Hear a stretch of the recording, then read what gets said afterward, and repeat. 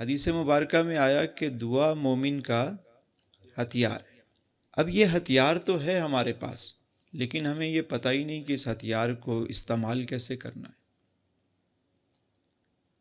جبکہ نبی کریم صلی اللہ علیہ وآلہ وسلم جانے دو عالم کی پوری سیرت اگر ہم دیکھیں تو ایک ایک لمحہ جو ہے میرے حضور نے دعا کی تعلیم عطا فرمائی۔ فرمایا گھر سے باہر نکلو تو یہ دعا پڑھو، گھر میں داخل ہوتے وقت یہ دعا پڑھو، کھانا کھانے لگو تو یہ دعا پڑھو، کھانا کھا چکو تو یہ دعا پڑھو، آئینہ دیکھو تو یہ دعا پڑھو، پانی پیو تو یہ دعا پڑھو، پانی پی چکو تو یہ دعا پڑھو، بستر پر سونے جاؤ تو یہ دعا پڑھو، بستر سے اٹھو جب آنکھ کھلے بیدار ہو تو یہ دعا پڑھو۔ یہاں تک کہ بتایا گیا کہ باتھ روم جانا ہے تمہیں، واش روم جانا ہے تو یہ دعا پڑھو، باہر آؤ یہ دعا پڑھو، مسجد میں داخل ہونا ہے یہ دعا پڑھو، مسجد سے باہر آنا ہے یہ دعا پڑھو۔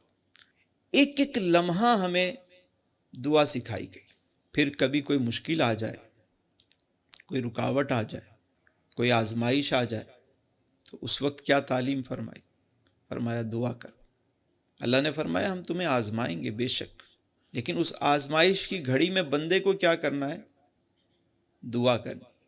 جب تک بندے کا یقین دعا پر رہتا ہے اس کا ایمان مضبوط رہتا ہے۔ دعا ہی ایک واحد سہارا ہے۔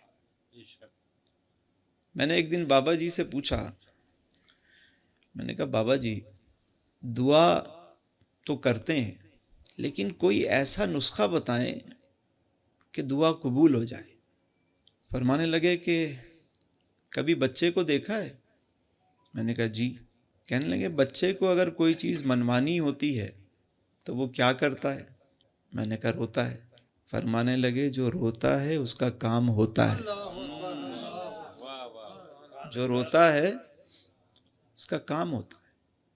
کبھی بچوں کی طرح دعا کر کے رو، اکیلے بیٹھو، تنہائی میں بیٹھو، دل کو صاف کرو، توبہ کرو، آلائشوں سے دل کو صاف کرو، کبھی اکیلے بیٹھ کے دعا کرو، اور ایسے دعا کرو کہ جیسے بچہ کوئی بات اپنی ماں سے منواتا ہے۔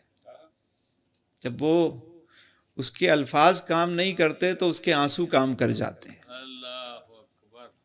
آنسو، یہ آنسو بڑی چیز ہے جی۔ کبھی رب کے لیے آنسو بہا کے دیکھیں۔ غم دنیا میں تو ہم روتے ہیں، لیکن کبھی رب کے حضور آنسو بہا کے دیکھیں۔